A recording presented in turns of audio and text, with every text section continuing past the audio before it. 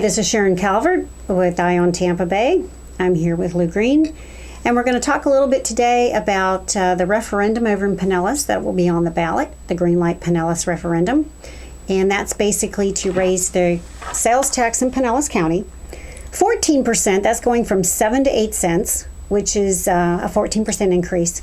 And they are saying that that will be used to expand their bus service, retool it, and to build a rail line from St. Petersburg to Clearwater. So we've seen the rail line schematics.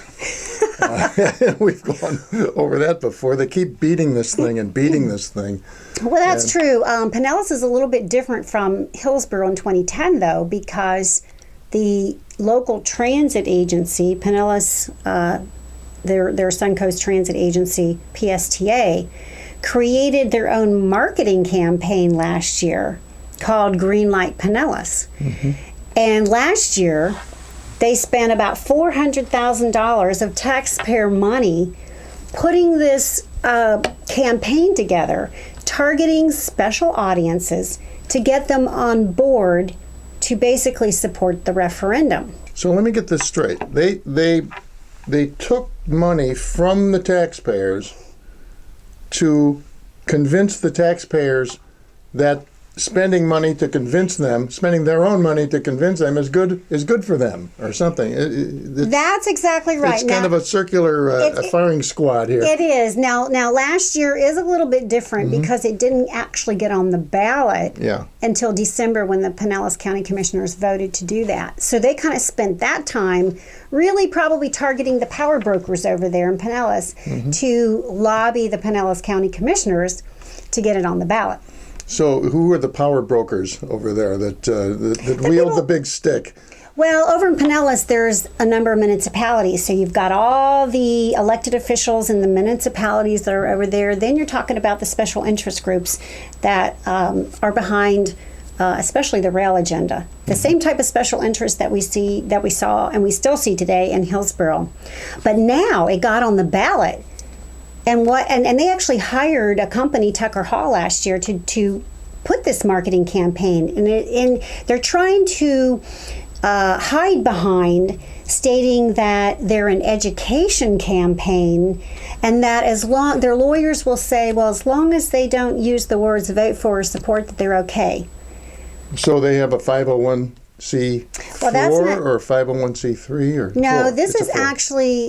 This is the public side of the equation. Okay. So this is actually the taxpayer-funded transit agency that's out there, and they've got chip clips and refrigerator magnets and pens and buttons and goodie bags, and they're calling that an education campaign. Now, what's interesting is, and I will have to give some accolades recently to a Gulfport councilman who, when Brad Miller, who's CEO of PSTA, recently was explaining the Green Light Pinellas referendum, this council man asked some pointed questions to Brad Miller, who's the PSTA CEO.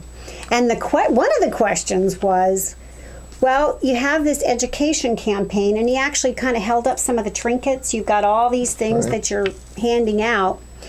Do you provide any information that provides any cons or negatives, regarding this referendum?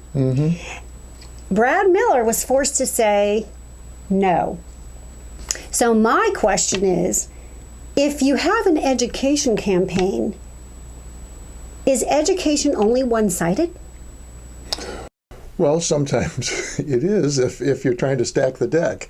But they're using taxpayer money. Yeah. So I think in this point in time that it's quite obvious it's a marketing campaign. It's quite obvious it's an advocacy campaign.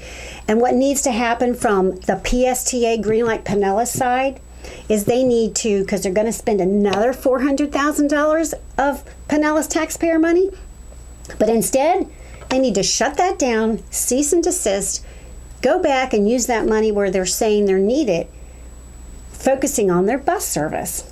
Well, sure. The bus service is flexible and actually goes to where people live.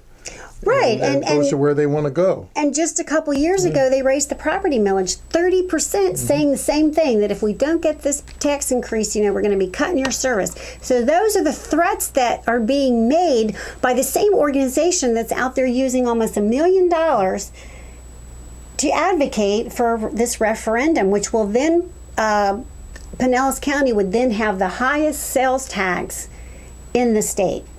So that's the public side of the equation.